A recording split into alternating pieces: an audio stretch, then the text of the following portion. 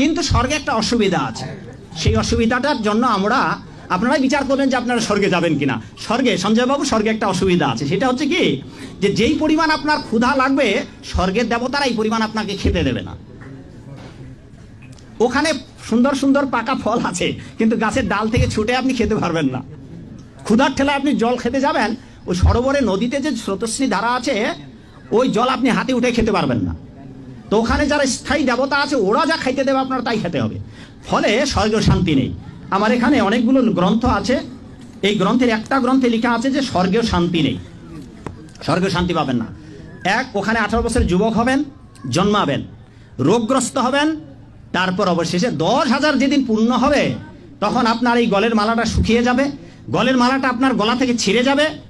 সঞ্জয় বাবু, দীপক বাবু, 10,000 বছর পূর্ণ হলে আবার স্বর্গেতে মারা পড়বেন।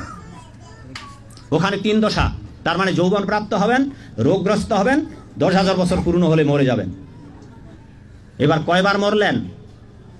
টেকেরাটে মরবেন, দিগনগরে মরবেন, নরকীকে শাস্তি ভোগ করবেন, স্বর্গে গিয়ে যত হাজার পুণ্য সঞ্চয় আছে বছর থাকবার স্বর্গ সুখ, তত হাজার থেকে স্বর্গেতেও মরবেন। এবার মরবার পরে কি করবেন? যেই রাস্তা দিয়ে স্বর্গে গিয়েছিলেন ওই রাস্তা দিয়ে আবার এই জগতে নামতে হবে। এই বর্ণনাগুলো, নামার বর্ণনাগুলো জন্মান্তরের বর্ণনা ভগবদ্গীতার 1ম থেকে 6ষ্ঠ অধ্যায়, পদ্মপুরাণের উত্তরখণ্ডে বিভিন্ন পুরাণাদিতে রয়েছে। এরপর আপনারা কিভাবে এই জগতে আসবেন, ওই 5টি বস্তু নিয়ে, মন, আপনার মন আছে, সঞ্জয় বাবুর মন আছে, মন, বুদ্ধি, অহংকার, জীবাত্মা, পরমাত্মা, এই 5টি নিয়ে আবার সূক্ষ্ম দেহে এই পৃথিবীতে আসবেন। বায়ুতে ভেসে বেড়াবেন, বৃষ্টির তোড়ে, ঝড়ের হাওয়ায় নিচে নেমে আসবেন। যদি আপনি ঘাস হয়ে জন্মান, এই ঘাস যদি ছাগল গরু খেয়ে নেয়, সেই জন্মে আপনি ছাগল গরুর পিতামাতা, আপনার ছাগল পিতামাতা গরু পিতামাতা হবে, আপনি তাদের বীর্যে রূপান্তরিত হয়ে তাদের সন্তান রূপে জন্মগ্রহণ করবেন। আপনার জীবাত্মা পরমাত্মা রূপী যেকে আশ্রয় করে আপনি আছেন, সেটা যদি নদীতে পড়ে, আর নদীতে পড়ে যদি কুমিরের পেটে ঢুকে পড়েন, সেই জন্মে আপনার পিতামাতা কুমির হয়ে জন্মান, কুমির, আপনি তাদের সন্তান। আপনি মাছের পেটে ঢুকেছেন, সেই জন্মে আপনার মাছ হয়ে জন্মাতে হবে। আপনি গাছ হয়ে জন্মিয়েছেন ভূপৃষ্ঠে পতিত হয়ে, প্রয়োজনে মানুষের আপনার গড়া কেটে টুকরা টুকরা করে আগুনে দাহ করবে, মানুষ ডাল কেটে নিয়ে যাবে, আপনি কিচ্ছু বলতে পারবেন না বাবা, বড় অসহায় হয়ে যাবেন। আপনি পুকুরের মাছ হয়েছেন, জীবন্ত আপনার কই মাছ হয়ে জন্মিয়েছেন, আইস ছোলানো হবে, ছটফট ছটফট করবেন। যেই মা আপনাকে আপনার দেহের আইস ছোলাবেন, তাকে আপনি মিনতি করে বলতে পারবেন না, মাগো দয়া করে ধারালো বটিটা আমার গলায় লাগিয়ে দিও না, বড় অসহায় হয়ে যাব মা। জান্নাতিন তাজরি মিন তাহতিহাল আনহার, আল্লাহ বলবেন এত চমৎকার সুন্দর জান্নাত তোমাদের জন্য তৈরি করে রেখেছি, যেই জান্নাতের নিচ দিয়ে প্রবাহিত হবে স্রোতস্বিনী ঝর্ণা ধারা, ঝর্ণা প্রবাহিত হবে নিচ দিয়ে। আইনান তুসাম্মা ফিহা সালসাবিলা, বিশেষ একটা ঝর্ণা ফোয়ারা থাকবে, এটার নাম হচ্ছে সালসাবিল। সেটার নাম কি? চিল্লায় বলেন, সেটার নাম কি? এভাবে জান্নাতীরা ডানে বায়ে সামনে পেছনে জান্নাতের নাজ নেয়ামত দেখতে থাকবে। নাজ নেয়ামত দেখা শেষে এবার খাবারের পালা। কিসের পালা? ফুড এন্ড রিফ্রেশমেন্ট জান্নাতীদেরকে দেয়া হবে, খাবার দাবার। সর্বপ্রথম জান্নাতীদেরকে কি খাওয়ানো হবে জানেন? বুখারীর বর্ণনা, আউয়ালু মা ইয়াকুলু বিহি আহলুল জান্নাহ ফাজিয়াদাতু কাবিদিল হুত, the first meal and snacks will be served for the Jannah holder is fish liver fry, মাছের ভুনা কলিজা। সুবহানাল্লাহ, বাড়িতে কে করেন? মাছের ভুনা কলিজা খাবেন? যে ভুনা কলিজার কথা শুনে অনেকে জিহ্বায় পানি চলে আসছে। ফিশ লিভার ফ্রাই ফাজিয়াদাতু কাবিদিল হুত, প্রথম জান্নাতে এটা দেয়া হবে। মাছের ভুনা কলিজা পেয়ে জান্নাতীরা কোপায় ফেলবে, কোপাইয়া কোপা শামসু বানায় দিবে। খাইতে খাইতে শেষ, ফেরেশতারা বলবে এত খাইয়েন না, সামনে আরো আছে। সুবহানাল্লাহ কইবেন না? ওয়ালাহামি তাইরিম মিম্মা ইয়াশতাহুন,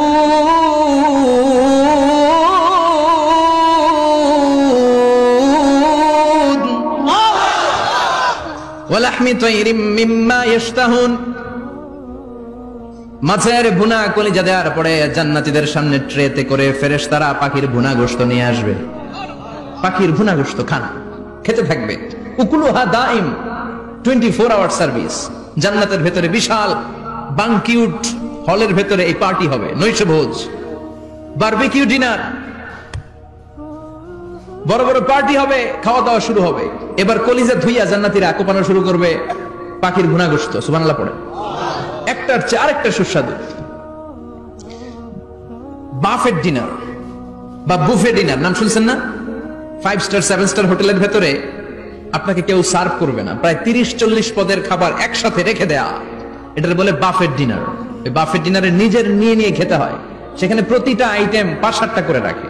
আপনি সালাদ নেবেন, 5 ধরনের সালাদ, টক সালাদ, ঝাল সালাদ, গ্রিন সালাদ, ইয়োগার্ট দেয়া সালাদ, ফ্রুট সালাদ, বিভিন্ন ধরনের সালাদ থাকবে। আপনি মাছ খাবেন, 5-6 ধরনের মাছ থাকবে। ফিশ আইটেম 5-6 ধরনের, মিট আইটেম 5-6 ধরনের, স্যুপ আইটেম 5-6 ধরনের, ডেজার্ট আইটেম, কাস্টার্ড থাকবে, ফালুদা থাকবে, পায়েস থাকবে, সব থাকবে। এটারে বলে বাফেট ডিনার। জান্নাতীরা জান্নাতে নৈশভোজে বাফেট ডিনার খাবে, সুবহানাল্লাহ পড়ে। দুনিয়াতে যারা প্রথম বুফেতে খায়, প্রথমেই কোপায় ফেলায়, পরের গুলো আর খেতে পারে না। কারণ 30-40 পদের দেখে প্রথমেই মুরগি গরু এমন খাওয়া খায়, গলা পর্যন্ত খায়, পরে যায় দেখে কবুতরের স্যুপ, খাইতে পারে না। সুবহানাল্লাহ পড়বেন না? প্রথম যারা বুফে ডিনারে খেতে যায় তাদের এই ঘটনাটা ঘটে। ঘটাটা স্বাভাবিক, কারণ সবগুলো থেকে একটু একটু নিলে তো প্লেটে জায়গা হয় না। তো নিতে নিতে আর খেতে খেতে এমন পরিমাণে খায়, সামনে আরো মজাদার আইটেম আছে, ওগুলো আর খাওয়া যায় না। জান্নাতীরা খেতে থাকবে উকুলুহা দাইম, 24 আওয়ার সার্ভিস। এমন কোন সময় নাই যেই সময় খাওয়া পাওয়া যাবে না। যখনই বলবে তখনই খাবার দিবে কে?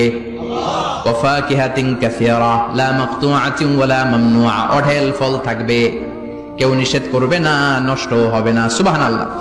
কুল্লামা রুজিকু মিনহা মিন সামারাতির রিজকা ক্বালু হাযাল্লাযী, এই খাবারটা ইতিপূর্বে আমরা খেয়েছি, কুতুবিহি মুতাশাবিহা। ও আল্লাহ, এই খাবার তো আগে খেয়েছি, আবার নতুন করে দিলেন কেন? জান্নাতীরা জান্নাতে যখন ফলমূল খাবে, ফলমূলগুলো যখন তাদের কমন পড়ে যাবে, তারা বলবে আল্লাহ এই কমন ফল দিলেন কেন? জান্নাতীদেরকে কমলা দিলে জান্নাতীরা বলবে কমলা দিছেন কেন? কমলা তো দুনিয়ায় খাইছি, খাইছেন না? কলা দিবে, তো কলা দিছেন কেন? কলা তো দুনিয়ায় খেয়েছি। আল্লাহ বলবেন এই কলা দুনিয়ার কলার মতো না, এই কমলা দুনিয়ার কমলার মতো না। দুনিয়ার কমলার ছোলা ফেলে দিতে হয়, দুনিয়ার কলার ছোলা ফেলে দিতে হয়, বিচি ফেলে দিতে হয়, পাতা ফেলে দিতে হয়। জান্নাতের ছোলা ফালা লাগবে না, ছোলা খাও, ছোলা আরো মজা। বিচি খাও, বিচি ফলের চাইতে বেশি সুস্বাদু। আল্লাহু আকবার। এই খাবারগুলো জান্নাতে তৈরি করে রেখেছে কে? এই নাজ নেয়ামত জান্নাতীরা ইচ্ছে মতো ভোগ করতে শুরু করবে। খাবারের পর্ব শেষ, এবার ড্রিঙ্কস এন্ড বেভারেজ, পানীয়। ড্রিঙ্কস এর দরকার আছে না নাই? জান্নাতে যত খাবার আপনারা খাবেন, যত পানীয় খাবেন, এগুলোরে পবিত্র করে তৈরি করেছে কে? ওয়াসাকাহুম রাব্বুহুম শারাবান তাহুরা। সব ড্রিঙ্কস গুলো হবে পবিত্র। দুনিয়ার বুকে আমাদের জন্য মদ খাওয়া হারাম করেছে কে? আল্লাহ। জান্নাতে ওই মদ খাওয়াকে বৈধ করে দিবে কে? আল্লাহ। 4 ধরনের শরাবের ঝর্ণা থাকবে, অঢেল ঝর্ণা, লিমিটেড নয়, আনলিমিটেড। যার যত মনে চায় শুধু খাবেন আর খাবেন। সুবহানাল্লাহ।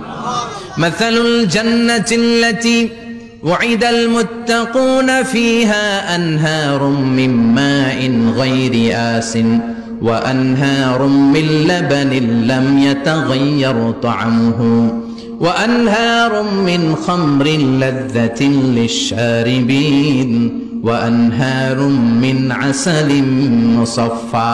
সুবহানাল্লাহ। 4 ধরনের পানির ঝর্ণা। কয় ধরনের?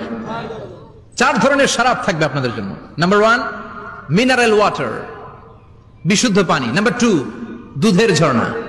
সুবহানাল্লাহ কইবেন না? নাম্বার 3 মধুর ঝর্ণা। নাম্বার 4 মদের ঝর্ণা। ইসকানা বির রাহিকিম মাখতুম খিতামুহু মিস্ক, মিস্কের ফ্লেভার দেয়া, জঞ্জাবিলের আদার ফ্লেভার দেয়া, মিজাজুহা কাফুরা, কর্পূরের ফ্লেভার দেয়া, তাসনিমের ফ্লেভার দেয়া, সিল্ড নেক্টার, জান্নাতের সুন্দর সুন্দর ফুলের নির্যাস থেকে রস নিয়ে এই মধুগুলোকে জান্নাতীদের জন্য তৈরি করবে কে? আল্লাহ বলবেন ড্রিঙ্কস খাওয়ার সময় কোনো নিয়ম নাই যে এতটুকু খেতে পারবা অতটুকু পারবা না, 2 গ্লাস পাবা 3 গ্লাস পাবা না, এমন নিয়ম নাই। 4টা বিশাল বিশাল ঝর্ণা আমি দিয়ে দিলাম, পানির ঝর্ণা।